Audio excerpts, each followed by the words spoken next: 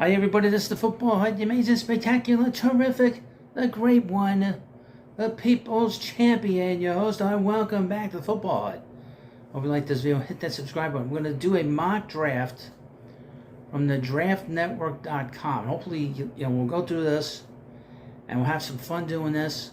I'm going to do a lot of these things. I'm going to do a lot of mock drafts.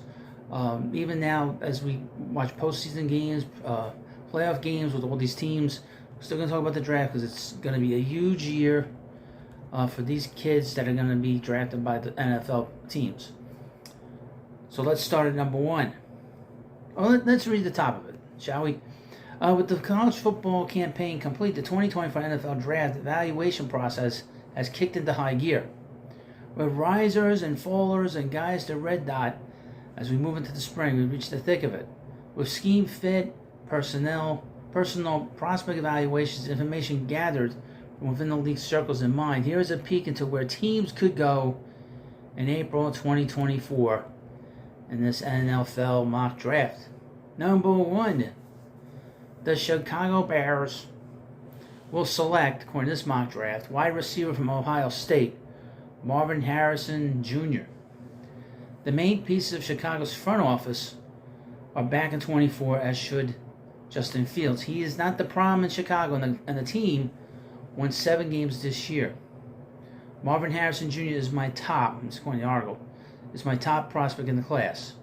And he would immediately boost the performance ceiling of the offense and introduce one of football's most dynamic 1-2 punches on the perimeter with DJ Moore. Number 2, the Washington Commanders, once known as the Washington Redskins and the Washington team or whatever. They will select quarterback from USC, Caleb Williams. 12 years after taking Robert Griffin III with the second overall selection, Washington keeps Caleb Williams home.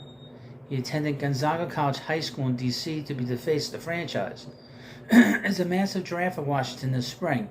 6 picks within the top 105 selections.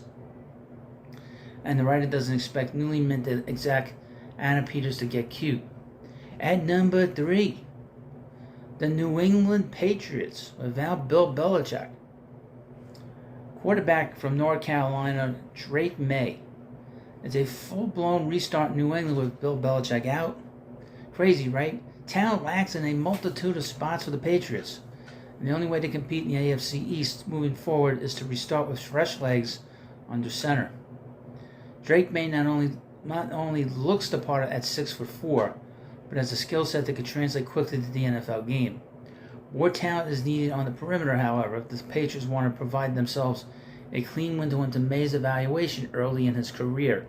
And number 4, Arizona Cardinals will select offensive tackle from Penn State, Olu Fashanu, but I'm saying his name right. Notre Dame's Joe Alt is my top tackle in this class, but this is a pick with Olu Fashanu and his ceiling in mind with an improving Arizona roster.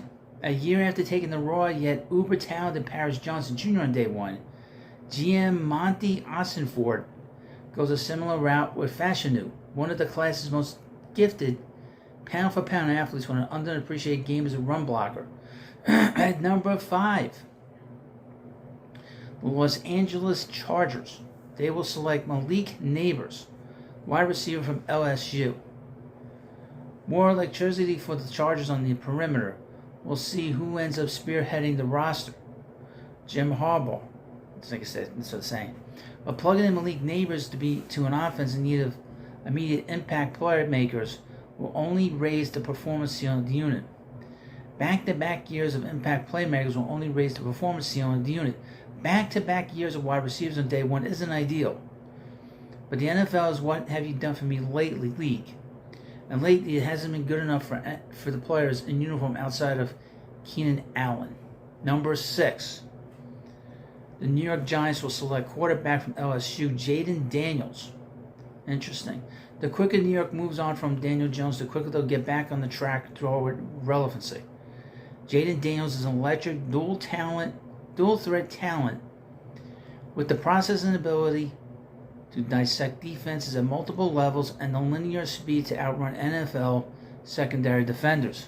He expands the playbook and will keep defensive coordinators up late at night. At number 7, offensive tackle, going to the Tennessee Titans, offensive tackle from Notre Dame, Joe Alt. The certain aura that surrounds Notre Dame linemen, and Joe Alt fits the script to a T. Alt is physical, smart, and he's a technician at the tackle spot, who the writer expects to make multiple All-Pro teams when all is said and done. At number 8, the Atlanta Falcons. They will select edge UCLA Latu. My edge one is in the class. He won't blow you away, but he'll make your host mess up his name. With his athletic profile or 40 time, but his hand strength and unbelievable deep pass rush repertoire is beyond his years. The writer expects him to dominate one-on-one at the Senior Bowl and boost his stock into the top 10. At number 9, the Chicago Bears. From offensive tackle from Georgia, Amarius Mims. Helped through a bit of a wrench into Mims' evaluation this fall, but at 100%. He's one of the most gifted athletes in the 2024 class. A plug-and-play option at right tackle.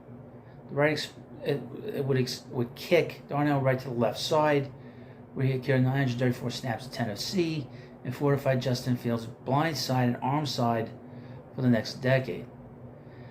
Braxton Jones has been a nice story as a 5th round in 22, but there's room for an upgrade after finishing in the top 40 in pressures allowed among all offensive tackles despite just 11 appearances. At number 10, the beleaguered New York Jets will select from Georgia tight end Brock Bowers. Aaron Rodgers looks like the plan moving forward in New York. Oh boy. Unlike Green Bay over the years, adding an offensive skill player like Brock Bowers to boost the offense would be a good process from GM Joe Douglas. One of the most refined inline and flex talents to enter the league in some time. Bowers is an immediate mismatch nightmare from an NFC scout and would impact both the run and passing game for the Jets, no matter who's under center moving forward. At number 11, the Minnesota Vikings will select at quarterback from Washington, Michael Penix Jr. Michael Penix Jr.'s evaluation remains iffy for me, but I love this spot if it were to come to fruition. Similar to his time in Washington, Rome Odunze, Jalen McMillan, and Jalen Polk on the outside, targeting the trio of Justin Jefferson, Jordan Addison, and T.J. Hawkinson, presents a floor for immediate success. Improvement is needed as mechanics, engaging core and lower half, and comfortability among chaos. But his fundamental arm talent is sensational, and he is the class's top vertical passer available, showcasing excellent layering ability and a knack for changing speeds to attack different windows.